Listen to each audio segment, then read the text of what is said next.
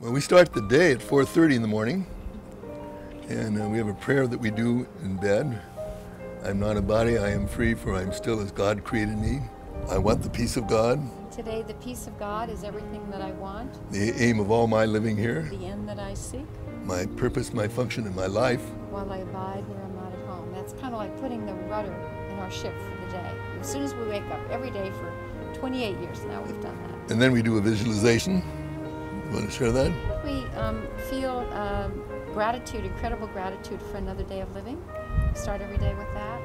And then see an image of the world and anyone that's asked for healing, and just send our energy there. For me, I know peace of mind is having that harmony, integrity, what I think, say, and do.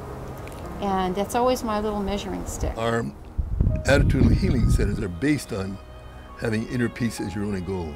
We say health is inner peace, and healing is learning to let go of fear. And the core of all attitudinal healing is forgiveness, which means letting go of all the blocks that all of us have with our egos that interfere with our natural state of peace, our natural state of love, our natural state of happiness. One liner that I wrote a couple of years ago that we found helpful to ourselves and other people, and it says, "Your light is all that I see, and is but a reflection of the light in me." And if we allow ourselves to sing that song, regardless of the behavior, and we allow ourselves to see the light in each other person, which we know is there, then I think the world begins to change. We begin to see a world that's based on cooperation rather than just competition, and joining rather than separation. Our work is really based on healing the illusion that we're separate from each other. The relationship between inner and outer peace for me feels like a line of continuity. One sort of is an expression of the other. So, my own inner peace is what I experience on the inside, and then outer peace is the way that, I express it outwardly, and wanting to be the peace that I'd like to experience. So if I'm not experiencing it in the world, I really have to look at what part of me is not bringing it to the situation, no matter what it is. And we don't see peace as being passive. We see it as being a really active force like love. And we believe that there's really ultimately, as a psychiatrist and a psychologist, we bring it down to sort of two little simple areas. You're either experiencing love as yourself and giving it away, or you are experiencing fear. And under fear comes anger, rage, violence, all the horrific things we do to ourselves and to each other. And so if I'm not experiencing one, I'm experiencing the other. And I'm responsible for what I experience, so I always have a choice about how to move from one back to the other. So for me, the journey to inner peace is that I'm distinctly responsible for it, regardless of the situation that I'm in. We just got back from Mexico, where they were celebrating last week. They were celebrating 20 years of attitudinal healing in Mexico, and they had in 27 different places, in Guadalajara, Mexico City, Monterrey, all over the place. But they live in a consciousness of giving. When you're in a consciousness of helping another person, when that is what you feel you're here to do, you begin to not start to interpret people's behavior and say who's good, who's bad, who can you trust, who you cannot trust. That you learn by staying in that consciousness, and they're doing work with the poor. They're doing work in a city, was it Nessa that they were doing that, and it was just amazing the work they were doing in schools, prisons, you name it, they're there, and they're all volunteering their work. It's all committed work. And to me, to find that inner peace, for a long time, I was sort of committed. And then I discovered, there's a totally different when you're totally committed and you're sort of committed. And we're doing our best, not that we're there all the time, but we're doing our best each day, each moment, to experience that total commitment. Do you believe that music could be possibly a catalyst? I don't think it's a catalyst, I think it's a necessity. I wrote a one-liner one time. When you're stuck in your head, it's music that will make you free. And to me, everything's vibration, whether it's a word, whether you're sending love, whatever that may be. So it's really important for people not just to give talks or workshops, but to have music and singing and dancing as part of that experience.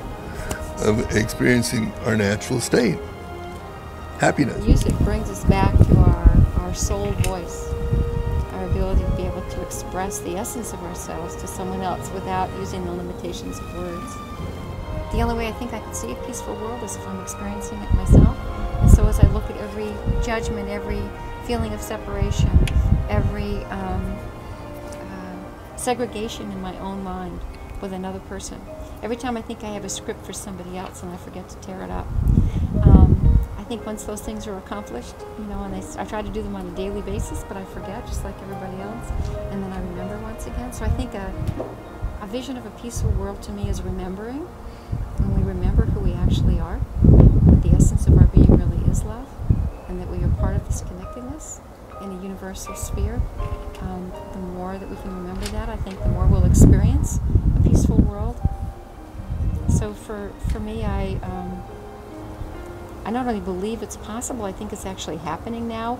Amidst the craziness of what we see and the violence in the world, I think it's actually happening. Because sometimes the pendulum has to swing so far over to the obscene before we can say, no, there's got to be another way of looking at the world. There's got to be another way of being in the world. I think we're right in the middle of that right now. I know peace is possible, and I know we are in the process of creating it. Jerry and I have worked in 54 countries and seen a lot of things, more than most people. And amidst that, we say, yes, there is great hope for peace. One of the stories that just touched us so deeply was a story of a young family who had a little 3-year-old girl, and a new baby came into the house. And the little girl insisted to her parents that she wanted to be alone with the baby. So they were a little worried. Thought maybe there was a little sibling rivalry here. And they thought, well, wait a minute, we have a baby monitor, so maybe we can just sort of listen to hear what's going on. So, because she just would not stop insisting. So they said, okay, yes, you can go in. And then they ran in the other room and listened on the baby monitor. And what they heard was this. The little girl, I could hear the little footsteps, went up to the crib, to the side of the baby, and whispered to the baby, "Remind me what God is like. I'm beginning to forget." For me, that is the essence of the journey here. It's all about ultimately remembering and forgetting, and remembering again. So I think that when we share our peace with others, when we share our light with others, we are helping each other remember. It's about waking up. Yeah, and that's what healing is all about, selective forgetting and selective remembering. So if you keep remembering our source, our loving source, then you're peaceful. To me, Project Peace on Earth is what's happening. It's really what's happening, no matter how hard the other forces, you know, try to squelch the light. It's just getting brighter and brighter, and I think that this is going to be the giant light beam that's going to really expand it around the world, using technology and everything that we have in everything that we've created for the good. I'm Jerry Jampolsky. And I'm Diane Cirincione. And we stand for peace. Peace Has begun and can't be stopped. Oh